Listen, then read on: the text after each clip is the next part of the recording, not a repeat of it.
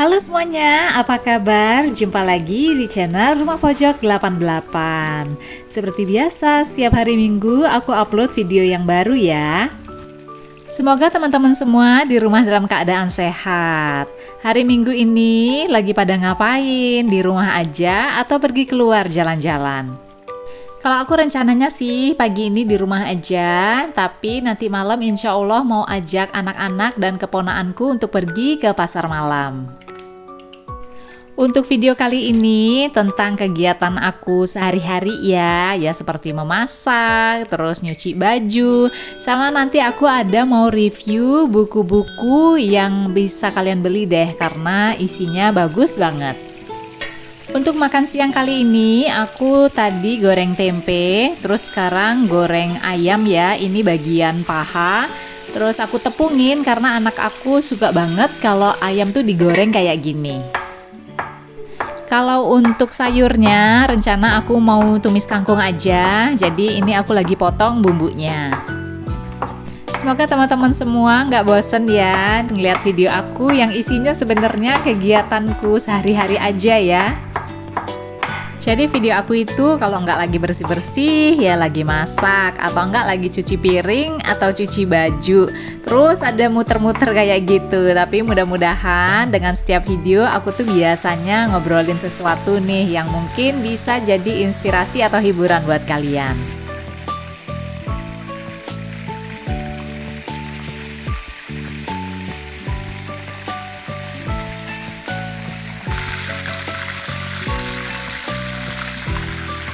Alhamdulillah ayamnya udah mateng. Jadi teman-teman, ayam ini aku marinasi pakai bawang putih, ketumbar, terus ada lada, sedikit masako, garam, dan tepung bumbu.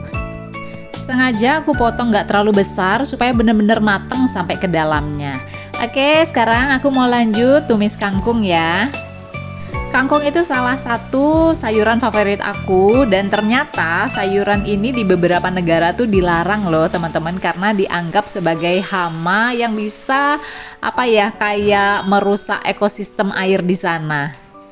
Belum tahu aja ya mereka kalau ditumis kangkung tuh rasanya enak banget. Oke, alhamdulillah menu makan siang aku udah selesai teman-teman. Nasinya juga baru aja mateng, jadi Masya Allah tabarakallah. Lanjut, ini aku baru aja kelar nyuci, agak kesiangan sih ya hari ini, jadi udah lumayan terik panasnya, mudah-mudahan aja cepet kering cucianku. Sekarang di Jogja udah mulai masuk musim kemarau ya teman-teman, jadi udah jarang banget hujan. Terus kalau pagi tuh dingin banget, sedangkan siang itu panas banget. Kalau di kota kalian gimana nih cuacanya? Aku tuh sebisa mungkin semua baju yang aku cuci itu jemurnya tuh harus digantung kayak gini ya teman-teman. Terus nanti kalau udah kering aku langsung lipet. Supaya apa? Supaya nggak terlalu kusut, jadi nggak semua baju harus disetrika.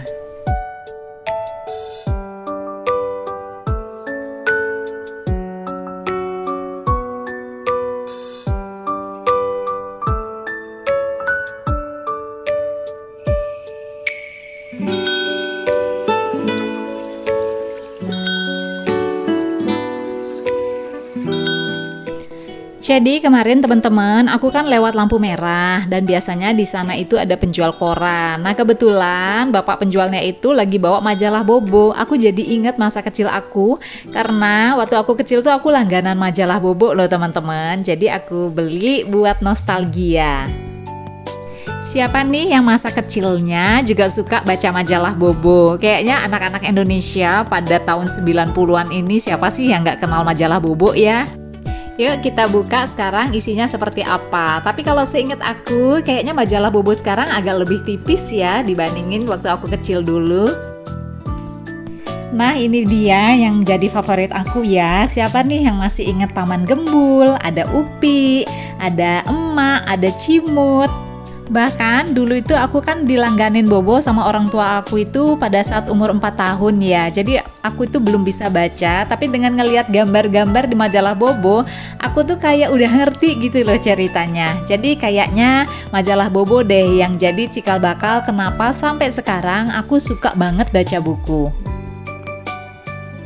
Yang bikin aku seneng banget sama majalah Bobo, jadi dia itu menggabungkan antara cerita bergambar, terus ada cerpen juga, terus ada kasih kayak ilmu pengetahuan gitu. Terus ilustrasinya itu juga bagus banget ya teman-teman.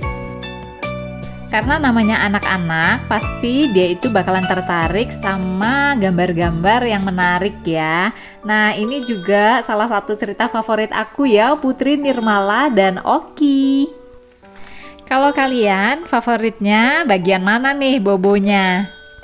Tuh lihat deh, dari aku kecil setiap cerpen yang dimuat di majalah Bobo pasti ada ilustrasinya. Nah, yang gambar ilustrasi ini loh, aku happy banget ya karena mereka bener-bener bikin imajinasi anak itu berkembang. Nah, yang ini yang ikonik banget, Bona dan Rongrong. Nah, itu dia teman-teman, semoga bisa membantu kalian untuk mengingat lagi indahnya masa kecil kita dengan bacaan majalah Bobo ya. Oke, sekarang lanjut karena ada yang request untuk aku nge-review buku-buku favoritku ya teman-teman. Jadi buat kalian yang udah lama follow aku pasti tahu kalau hobiku itu adalah membaca. Aku udah baca itu buku sekitar berapa ya, mungkin 300-an kali ya. Nah, tapi yang tetap aku simpen itu hanya sekitar 70 buku. Supaya apa? Supaya nggak kebanyakan teman-teman. Jadi kalau aku ngerasa udah ya udah aku cukup sekali baca, nggak mau baca lagi, nah biasanya itu aku jual atau aku kasih gratis juga ke orang lain.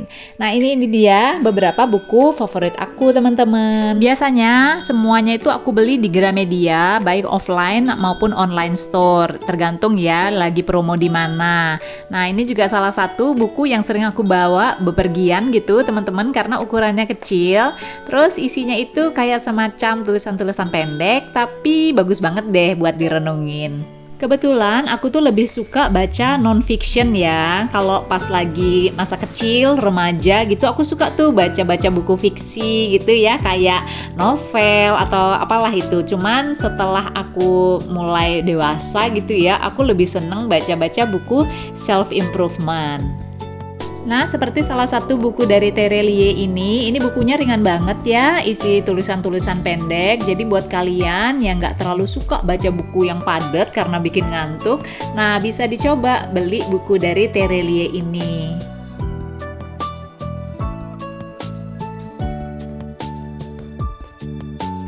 Selanjutnya ini salah satu buku favorit aku. Jadi dia itu ada macam-macam judulnya ya. Setiap bukunya berisi cerita-cerita pendek tentang kisahnya dia keseharian waktu tinggal di Bali.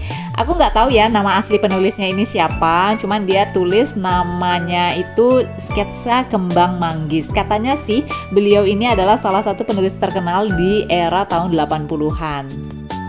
Kenapa aku suka buku ini? Karena gaya ceritanya itu ringan banget ya, seakan-akan kita juga lagi ada di sana. Terus banyak cerita lucu tentang kesehariannya. Aku sampai punya 2 bukunya ya teman-teman. Aku cari bukunya satu lagi, cuman selalu kosong di Gramedia. Oke, berikutnya ini salah satu buku yang banyak direkomendasiin, jadi aku beli, tapi sayang banget ini nggak ada yang versi bahasa Indonesia ya teman-teman. Tapi isinya itu bagus banget, ini bener-bener bikin aku lebih tahu lagi bahwa alam bawah sadar itu berperan sangat penting di dalam kehidupan kita sehari-hari. Terus tiap baca buku-buku kayak gini biasanya aku kasih highlight ya, entah pakai pulpen warna hijau atau warna merah, supaya nanti kalau aku lagi pengen baca ulang, aku tinggal ke bagian-bagian yang udah aku highlight aja. Berikutnya ini adalah salah satu buku klasik yang juga sangat-sangat direkomendasiin, paling nggak kalian baca sekali seumur hidup. Ini isinya bagus banget, aku udah selesai baca dan aku mau baca ulang lagi.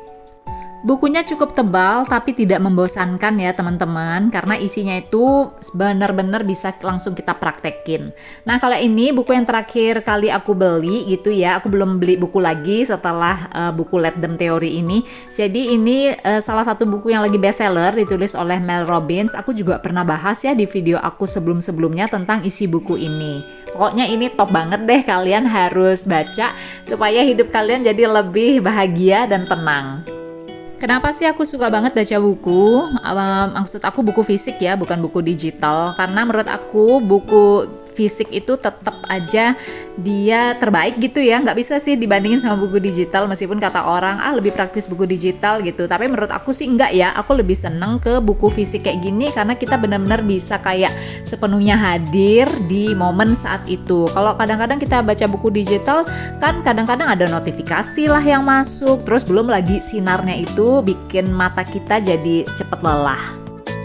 Membaca buku juga ngebantu aku banget untuk bersabar, untuk menghargai prosesnya gitu ya teman-teman. Jadi nggak bisa sat seperti kayak kita nonton video Reels atau TikTok.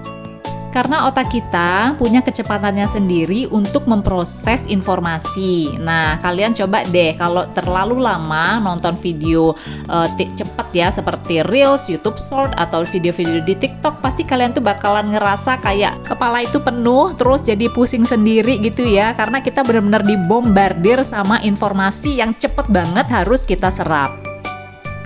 Nah, ini salah satu buku yang berguna banget ya. Paling nggak sekali deh kalian baca seumur hidup. Supaya apa? Supaya hidup kalian itu nggak dipenuhi sama barang-barang di sekitar kalian yang sebenarnya itu nggak dibutuh-butuhin banget. Kalian pernah kan ngerasa, aduh kok rumah aku penuh banget sama barang-barang, terus bingung banget mau ngebersihinnya tuh gimana? Cobain deh kalian baca buku dari Marie Kondo tadi. Nah, ini buku juga bagus ya, apalagi isinya tuh nggak ngebosenin karena banyak ada ilustrasinya. Ini yang ngejelasin gimana perempuan dan laki-laki itu bener-bener beda banget cara berpikir dan cara dia memandang sesuatu. Jadi boleh banget dibaca supaya kalian jadi nggak terlalu sering nih bertengkar sama pasangan. Oke, selanjutnya ini juga buku penting banget karena kadang-kadang kita tuh harus diingatin bahaya terlalu sering online teman-teman. Jadi ayo kita sesekali offline dan lakukan hal-hal yang bisa sebenarnya kita lakuin selain scrolling HP terus-menerus.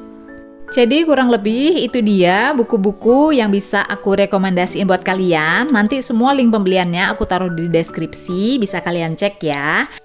Makasih banyak ya buat teman-teman yang udah menyimak video ini hingga selesai. Kita jumpa lagi minggu depan di video yang baru. Dadah!